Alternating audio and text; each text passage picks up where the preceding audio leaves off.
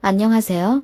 저는 30대 초반 서울에 살고 있는 평범한 회사원입니다. 저는 20대 후반쯤 소개팅으로 만난 꽤 사람 좋은 어떤 남자와 2년 반 동안 교제했습니다. 나이가 나이이니만큼 아무래도 결혼 생각을 안 하고 만날 순 없었고, 그런 의미에서 제 남친, 아니 전 예비신랑이라고 해야 할까요? 편의상 예비신랑이라고 하겠습니다. 예비신랑은 정말 좋은 사람이었습니다.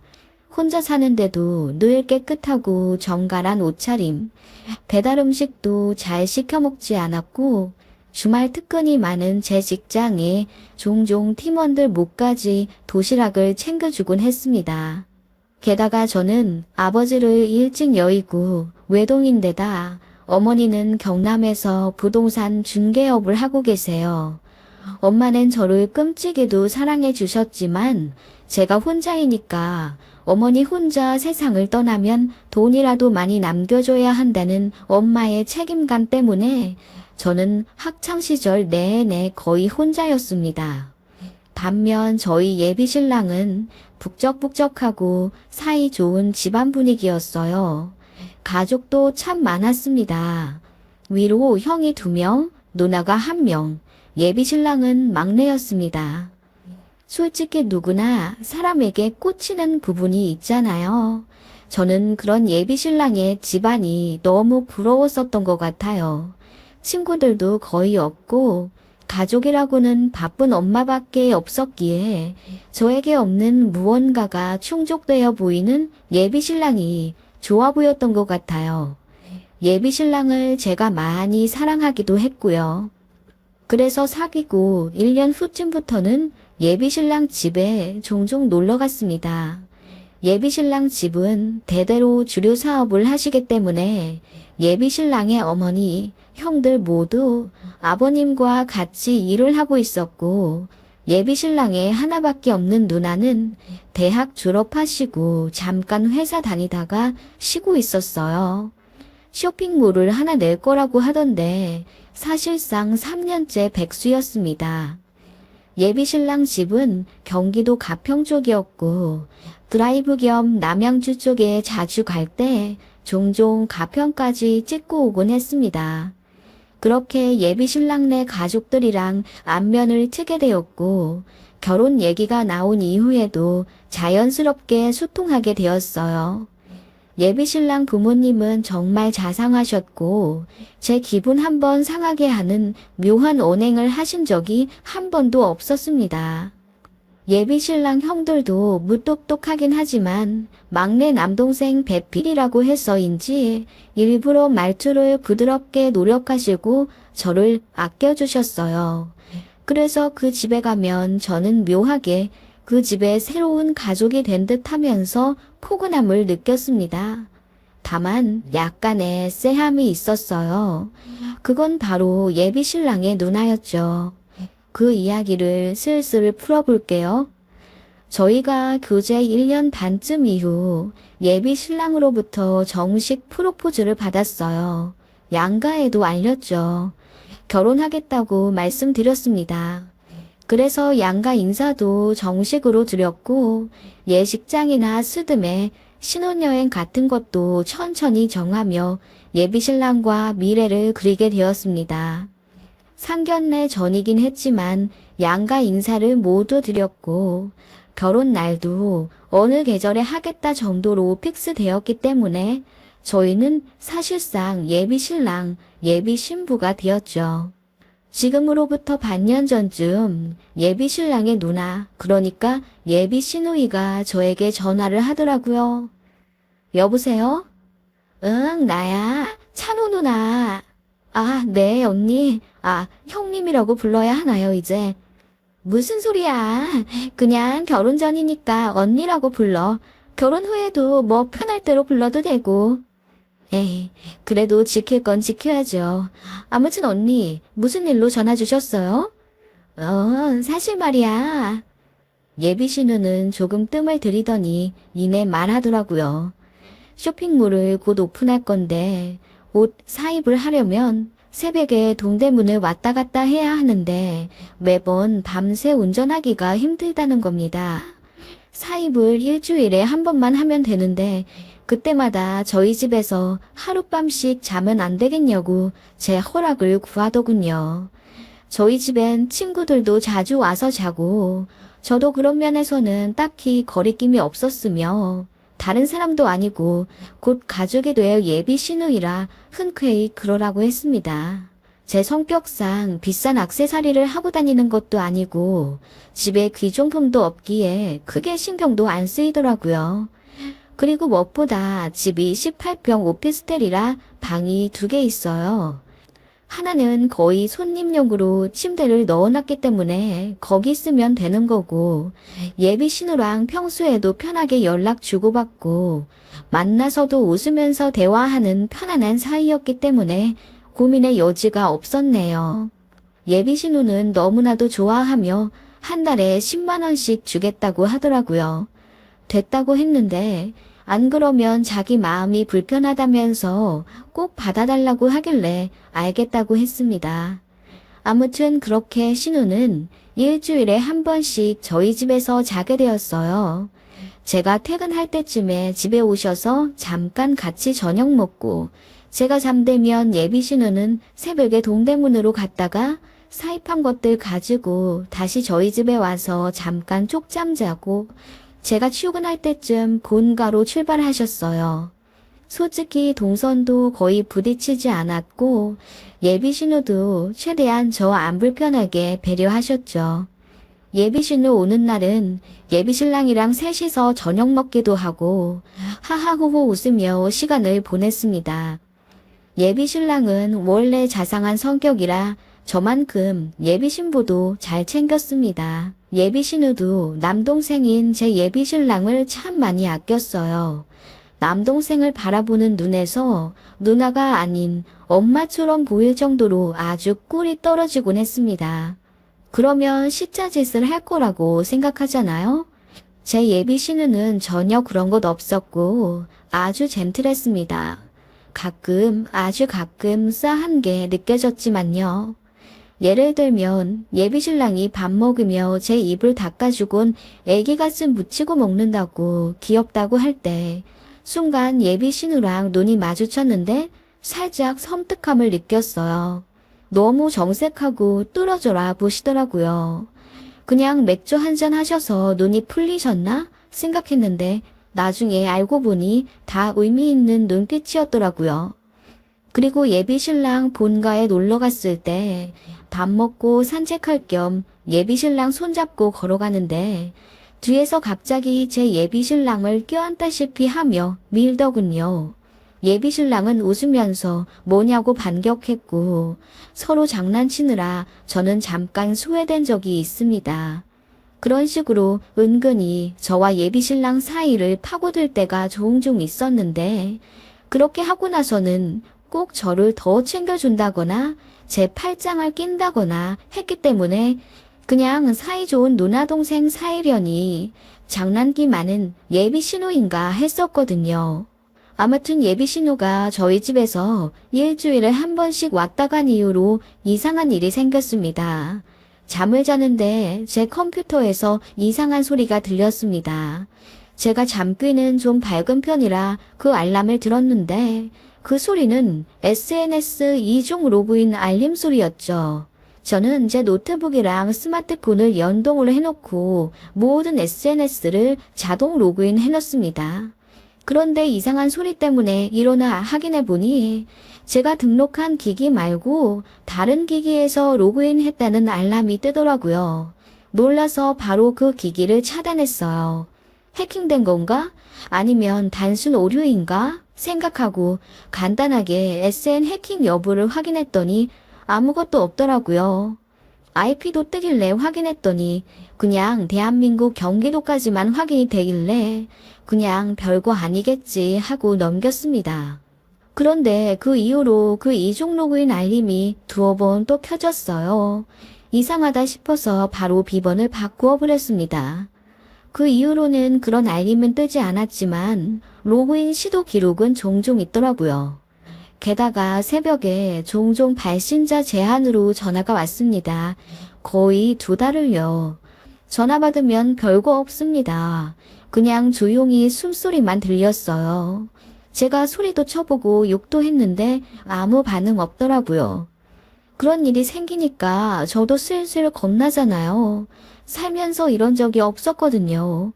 예비 신랑에게 말하니 스토커 붙은 거 아니냐면서 엄청 걱정해줬고 차라리 결혼을 앞당기는 게 낫지 않겠냐고 하더군요. 저는 그런 이유로 굳이 결혼을 앞당기고 싶진 않았지만 예비 신랑에서는 뛸 듯이 난리가 났더라고요. 예비 시아버지까지 나서서 결혼을 반년이라도 더 앞당기자고 하시더라고요. 그래서 생각해 본다고 했습니다. 예비 신우는 그런 일로 굳이 결혼을 빨리 할 필요가 있냐면서 정색까지 하면서 반대했고 분위기가 순간 싸해졌습니다. 아무튼 그러고 난 이후부턴 신기하게 발신자 제한 전화도 안 오고 아무 일도 없더라고요.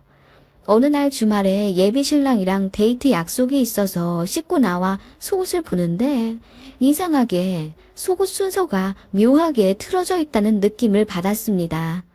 저는 성격상 색깔별로 정리를 해놓는데 검정과 빨강 사이에 회색 팬티가 끼어 있더라고요.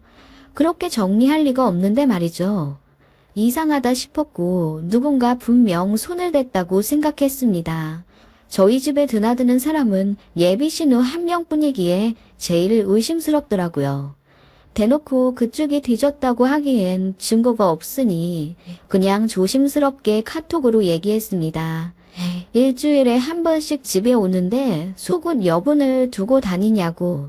없으면 내 거 쓰셔도 된다. 다만 말은 먼저 하셔라. 이모티콘까지 섞어가며 좋게 말했는데 예비 신우가 답장으로 자기는 절대 남의 옷장 안 만진다. 남의 속옷도 안 입으니 후이는 고맙게 생각한다. 신경 쓰지 말라고 답장이 왔습니다. 그 카톡을 받으니 더욱 의문이 가득해지더군요. 그렇다면 제 옷장은 누가 만진 걸까 싶었고 그동안 발신 제한 번호며 이중 로그인 알림이며 이상했던 것들이 엮여지며 걱정이 들더군요. 3개월 정도 그렇게 이상한 일들이 생겼고 저는 주기적으로 현관 비밀번호도 바꾸었고 제 차 블랙박스도 열심히 확인했지만 별다른 단서는 얻지 못했습니다. 그러던 어느 날 제 문 앞에 이상한 택배가 하나 와 있었어요. 저는 웬만한 택배는 다 회사 사무실로 받고 있고 집에서 받는 건 휴지나 생수 같은 생필품인데 그런 택배가 제 집 앞에 와 있으니 당연히 제 물건이 아니라고 생각했습니다. 그런데 자세히 보니 택배 운송장도 아니었고 그냥 A4 용지에 출력한 거였더라고요. 소름 돋는 건 제 집 주소와 전화번호, 제 이름 정확하게 써져서 제 앞으로 온 거였더라고요. 너무 놀랐지만 일단 보자 싶어서 열어봤습니다. 그랬더니 안에 남자 속옷이 있더라고요. 깜짝 놀라서 소리를 지르며 뒤로 나뒹굴었습니다. 바로 경찰에 신고를 했는데 경찰서에서 2분 오시더니 오피스텔 CCTV 확인하고 오시더라고요. 그랬더니 어떤 사람이 집 앞에 놓고 가긴 했는데 얼굴도 안 나왔고 장갑 끼고 있어서 지문도 채취가 안 될 거라고 보아하니 쓰던 팬티도 아니고 새 팬티인데 누가 선물한 거 아니겠냐며 저보고 그냥 한 번만 넘기라더군요. 이런 일로 CCTV 동선까지 확인하려면 인력이 너무 낭비된다면서 아무 일도 벌어진 게 아니고 이 정도면 추적 보류해야 한다면서 순찰을 더 강화하겠다는 말만 하고 더 해줄 수 있는 일이 없다며 돌아가더군요. 너무 황당했어요. 예비 신랑이 급하게 달려와서 그 자리에서 택배 버리고 저를 위로해 주었습니다. 그러면서 예비 신랑이 집에 들어와서 같이 살겠다고 하길래 결혼까지는 시간이 좀 남았지만 그렇다고 예비 신랑이랑 벌써 같이 살고 싶진 않았고 정말 고민이 많이 되더군요. 일단 생각해 본다고 했고 그 다음날 예비 신우가 집에 왔어요. 제 얘기를 듣고 처음에 걱정하더니 혹시 다른 남자가 정리 안 된 건 아니냐고 조심스레 묻더군요. 어머 언니, 무슨 말씀이세요? 저 찬호 만나기 전에 1년 동안 솔로였고 찬호 만나면서도 일편단심이었어요. 저 그런 사람 아니에요. 제가 정색하며 대답하자 예비 신우가 웃으면서 그냥 한 말이라고 하는데 저는 기분이 상할 대로 상했습니다. 가뜩이나 이상한 일에 심적으로 힘든데 예비 신우까지 저를 양다리 취급하니까요. 제가 입이 대빨 나온 상태로 서운하다고 했고 예비 신랑이 당분간 저희 집에서 살 수도 있다고 하니 예비 신우가 길길이 날뛰며 반대하더라고요. 결혼 전부터 동거를 하면 어떻게 하냐면서 동거를 그렇게 쉽게 생각하냐고 전에 못 보던 표정으로 정색하며 저를 나무라더군요. 저는 동거는 해본 적도 없고 지금 예비 신랑이랑은 결혼도 앞두고 있고 지금 상황이 거의 반년째 이상한 일이 일어나고 있는데 저희 좋자고 동거하는 게 아니지 않냐고 하니 우물쭈물하면서 그래도 결혼 전 동거는 절대 안 된다고 못 박더군요. 그때부터였습니다. 예비 신우랑 저랑 사이가 틀어진 게요. 그날 이후부터 예비 신우도 일주일에 한 번씩 밤을 새더라도 저희 집엔 안 오더라고요. 솔직히 마음이 안 불편한 건 아니었지만 저도 기분이 상했기에 달래드릴 생각은 없었습니다. 예비 신랑은 중간에서 사이 회복한다고 동분서주했고요. 저는 마침 그때 30평 아파트에서 혼자 사는 친구가 제 사정 듣고는 같이 살자고 콜해서 간단하게 짐 챙기고 그 친구 집에서 머물게 되었어요. 예비 신랑과의 결혼 얘기는 점점 무르익었고 예비 시댁에서 저희 신혼집 해주신다고 갖고 계신 부동산 하나 처분하실 거라고 하시기에 감사 인사 겸 한우 세트 사가지고 저녁을 먹으러 갔습니다. 분위기 좋았는데 예비 신우만 뚱한 표정으로 구석에 계시더군요. 제가 먼저 말을 걸었습니다. 그날 서로 오해가 있고 저도 예민한 상태라 말 받아쳐서 기분이 나쁘신 것 같은데 이제 풀었으면 좋겠다고 이야기하니까 예비 신우가 헛웃음을 치며 큰 소리로 말하더군요. 내가 그 택배 하나만 가지고 다른 남자 있냐고 한 게 아니었어. 그 말을 듣고 분위기가 순식간에 싸해졌고 저는 놀라서 그게 무슨 말씀이냐고 여쭸어요. 아니, 밤마다 다른 남자랑 통화하던데 찬호 넌 알고 있었니? 네, 제가 밤마다 통화를요. 나 동대문 나가기 전에 채비하다 보면 방문 닫아도 통화 소리 다 들려. 내가 모를 줄 알았지. 이게 무슨 어이없는 소리인가요? 너무 황당해서 말도 제대로 안 나오더군요.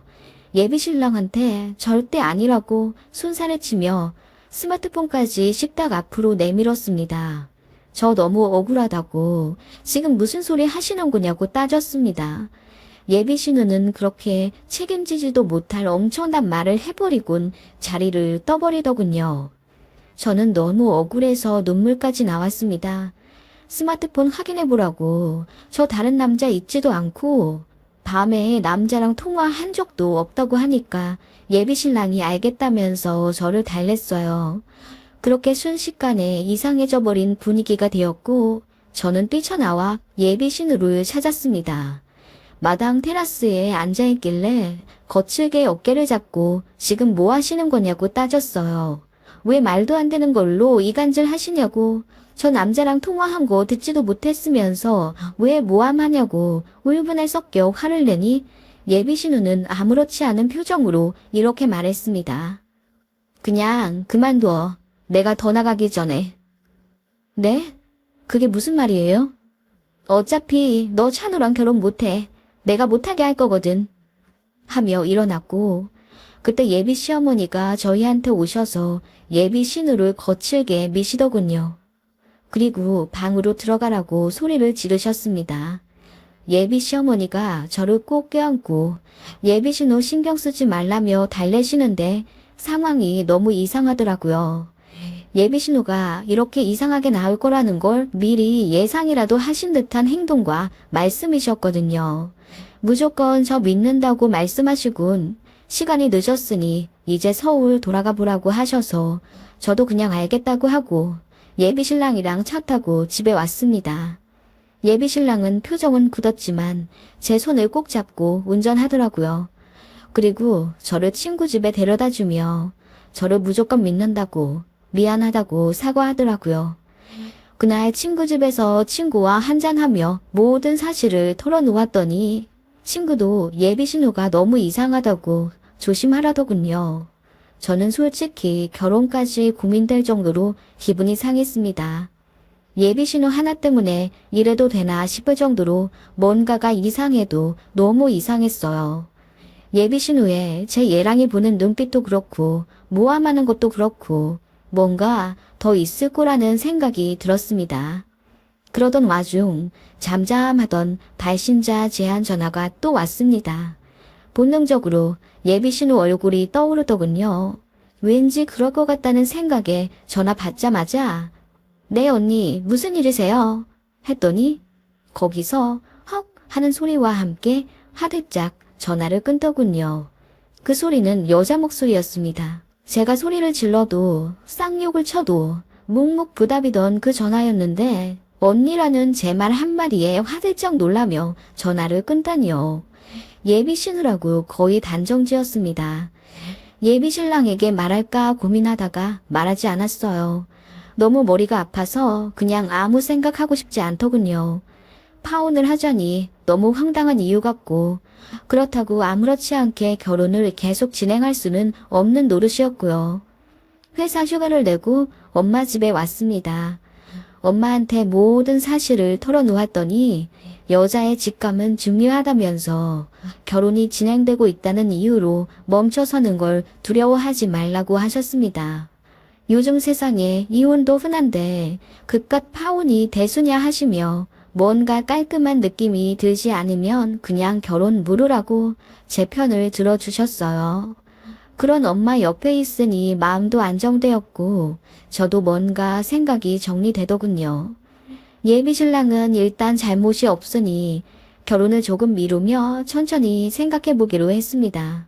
예비시댁에서 처분하신다는 부동산 생각이 났고 그 얘기를 어머니께 말씀드리니 신혼집은 엄마도 하나 해줄 수 있으니 걱정 말라고 일단 예비시댁에 말해서 부동산 처분하신다는 거 말리라고 하시더군요. 그래서 전화로 예비신랑에게 말했습니다. 이런 이유들로 결혼을 조금 더 생각해보고 싶다. 너랑 헤어지려고 하는 건 아니다. 더 만나보고 천천히 진행하자. 아버님 어머님 건물 정리하신다는 거 고려하셔도 된다. 말리라고 했더니 예비신랑이 저랑 헤어질까봐 겁이 났는지 그 야밤에 4시간을 운전해서 저희 엄마 집으로 오더군요. 제 손을 잡고 미안하다고 울고 정 뭐하면 예비신우랑 인연도 끊겠다고 하더군요. 제가 왜 그렇게까지 하냐고 했더니 그냥 대답 안 하고 고개를 숙이더군요. 그렇게 엄마 집에서 좀 쉬고 집에 올라왔습니다. 제 오피스텔 관리실에 볼 일이 생겨서 제 집에 들렀는데 이상하게 현관부터 쎄한 느낌이 있었어요. 조심스럽게 집에 들어가니 뭔가가 바뀐 듯한 느낌이 들더라고요. 책장에 책이 좀 너저분하게 꽂혀있는 느낌도 있었고 제가 정리해둔 대로 집안 물건이 놓여져 있지도 않았습니다. 이게 뭔가 하면서 집안을 천천히 살펴보다가 저는 경악을 하며 소리를 지르고 말았습니다. 소파 근처에 있는 탁자 옆에 무언가가 붙어 있었습니다. 소파 근처에 있는 탁자 옆에 무언가가 붙어 있었습니다. 처음엔 웬 바퀴벌레인가 하며 놀랐는데 자세히 보니 엄지손톱만한 기계이길래 뭔가 했더니 도청장치더라고요. 보자마자 소리를 질렀고 바로 경찰에 신고했습니다. 제 신고가 접수되자마자 그제서야 그 전에 있었던 남자 팬티 택배 사건도 재조사해 주셨고 인원 확보에서 그동안 발신자 제안으로 전화왔던 것들이며 해킹 시도며 전부 제대로 조사해 주시더군요. 그렇게 2주 정도 시간이 흘렀고 충격적인 결과를 경찰로부터 들었습니다. 범인이 잡혔는데 바로 그건 제 예비 신우였습니다. 예비 신우는 바로 소환당해서 조사를 받게 되었습니다. 그동안 저를 스토킹하고 도청까지 시도했던 이유, 알고 보니 정말 소름 끼치더군요. 제가 본인의 남동생과 결혼하지 못하게 막으려고 했답니다. 다른 남자가 있는 것처럼 상황을 조작하려고 했고, 제가 누구와 만나는지 의심을 해서 저를 그동안 스토킹했다는 겁니다. 제가 어떤 사람인지 더 자세히 알고 싶었고, 누나된 마음에 걱정이 되었다고 했다더군요. 엄마가 놀라서 경남에서 한달음에 제 쪽으로 와주셨고, 경찰서에서 예비 신우에게 소리를 질러가며 화를 내셨습니다. 어떻게 내 딸한테 그런 짓을 하냐고 분노하시는 와중 예비 시부모님도 경찰서에 도착하셨어요. 상황은 당연히 아수라장이었습니다. 예비 시어머니는 큰 소리로 통곡하시며 네가 어떻게 이러냐고, 왜 스스로 인생을 말아먹냐고 화를 내시더군요. 그 내용이 조금 이상해서 자세히 들어보니 오야할 수밖에 없었습니다. 예비 시어머니는 예비 신우를 걱정하고 있었습니다. 그리고 저희에게 선처를 비시더군요. 제가 아무 말 안 하자 예비 시모가 주차장에서 무릎을 꿇으시며 저에게 말씀하셨습니다. 미안해. 내가 대신 이렇게 사과할게. 다시는 니들 근처에 얼씬도 못하게 할게. 내가 그건 정말 약속하마. 미안하다. 아니요, 어머님. 이러실 필요 없으세요. 제가 알아서 판단합니다. 미안하다. 사실은... 예비 시어머니가 엉엉 우시며 제대로 말도 못하시며 힘들게 이야기를 시작하셨습니다. 저는 그 이야기를 듣고 소름이 돋아서 제대로 서 있을 수도 없었습니다. 알고 보니 제 예비 신랑은 입양된 아들이었답니다. 예비 시아버지의 오랜 친구이자 먼 친척동생의 외동아들이었는데 제 예비 신랑이 태어나자마자 친모는 다량출혈로 사망하셨고 혼자 키우던 친부는 예비시댁 사업을 돕다가 교통사고를 당하시고 그 자리에서 돌아가셨답니다. 그게 제 예비신랑이 12살쯤 지나서였고 딱한 마음에 아예 호적으로 들이셨답니다. 예비시부모님도 워낙 성품이 어지셔서 차별 않고 친아들처럼 대해주셨던 거죠. 그런데 예비신우가 커갈수록 그렇게 입양된 막내 아들을 다른 눈빛으로 보더랍니다. 그 행동이 심상치 않아 예비신우를 다그쳤더니 울면서 고백했다더군요. 좋아하게 되었다고, 남동생으로 볼 수가 없다고. 그 사실 알고 예비신랑도 충격을 받았다고 합니다. 예비신랑은 이럴 거면 그냥 고아원에 가겠다고 했고 예비신우가 엉엉 울면서 자신이 어떻게든 마음 정리하겠다고 다시는 그런 마음 안 가지겠다고 해서 겨우 정리된 집안 분위기였답니다. 그 이후로 정말 그냥 평범한 남매 사이처럼 지내서 다들 괜찮은 줄 알았는데 알고 보니 예비신우는 마음이 뜻대로 되지 않았던 거죠. 제 예비신랑이 고등학교 교복을 입고 또 졸업을 하고 사회생활을 하는 아주 오랜 시간 동안 남동생인 제 예비신랑을 마음속으로 짝사랑해 왔다고 합니다. 아무것도 모르는 예비신랑은 그냥 자기 누나한테 잠깐 불었던 바람이려니 하고 지나왔던 겁니다. 예비시어머니는 모든 걸 알고 계셨고요. 예비신랑이 그동안 여자친구들을 만났을 때도 속으로 엄청 질투했지만 대부분 1년 이상을 안 갔기에 티를 안 냈는데 지금 만나는 저는 결혼까지 하게 될 정도로 깊은 사이가 되니 어떻게든 회방을 놓고 싶었던 예비 신우였답니다.